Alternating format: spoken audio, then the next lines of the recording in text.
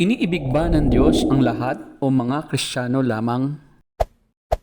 Sasagutin namin ang tanong na ito sa bidyong ito. Marami ka pang matututunan sa aming website na gotquestions.org Tagalog.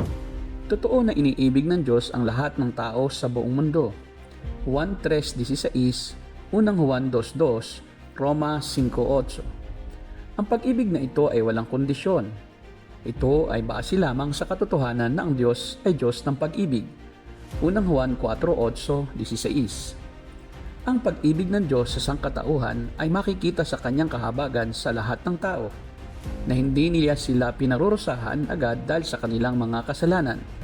Roma 3:23-23. Ang pag-ibig ng Diyos sa sanlibutan ay ipinahayag niya sa kanyang pagbibigay ng pagkakataon sa lahat na magsisi. 2 Pedro 3:9. Gayunman, ang pag-ibig ng Diyos sa mundo ay hindi nangangahulugan na hindi na niya papansinin ang kasalanan. Ang Diyos ay Diyos din ng katarungan. 2 Tesalonica 1:6. Hindi niya hayaan ng anumang kasalanan ay hindi maparusahan. Roma 3:25-26.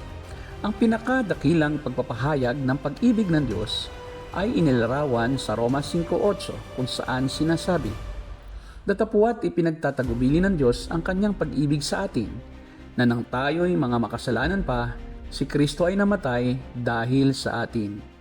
Ang sino man na tatanggihan ang pag-ibig ng Diyos at tatanggihan si Kristo bilang tagapagligtas na siyang tumubos sa kanyang kasalanan, 2 Pedro 2:1, ay makakaranas ng walang hanggang puot ng Diyos.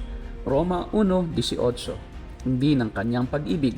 Roma 6:23. Iniibig ng Diyos ang bawat tao sa mundo ng walang kondisyon at ipinakikita niya ito sa bawat isa sa pamamagitan ng hindi niya pagpaparusa agad kung sila ay nagkakasala. Ngunit sa kabilang dako, ang Diyos ay mayroon din namang tipan ng pag-ibig para sa mga maglalagak ng pananampalataya kay Hesukristo para sa kanilang kaligtasan. 1:3-16. Yaon lamang sumasampalataya kay Hesukristo bilang kanilang Panginoon at tagapagligtas ang makakaranas ng walang hanggang pag-ibig ng Diyos hanggang sa kabilang buhay. Iniibig ba ng Diyos ang lahat ng tao? Oo. Iniibig ba niya pareho ang mga Kristiyano at mga hindi Kristiyano? Oo. Iniibig ba niya ang mga Kristiyano sa mas mataas na antas kaysa sa mga hindi Kristiyano? Oo. Iniibig ng Diyos ang lahat at siya ay mahabagin sa lahat.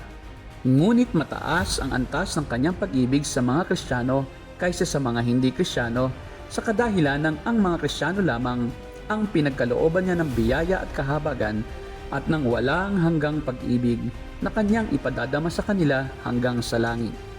Ang walang kondisyong pag-ibig ng Diyos para sa lahat ang dapat na magtulak sa atin upang sumampalataya sa Kanya at tanggapin ng may pasasalamat ang Kanyang walang hanggang pag-ibig na Kanyang iniuukol sa mga tumatanggap kay Hesukristo bilang kanilang tagapagligtas.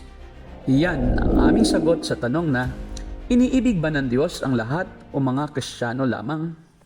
Sa aming website na gotquestions.org Tagalog, mababasa mo ang pagtalakay sa iba't ibang paksa at mga inirerekomenda naming babasahin.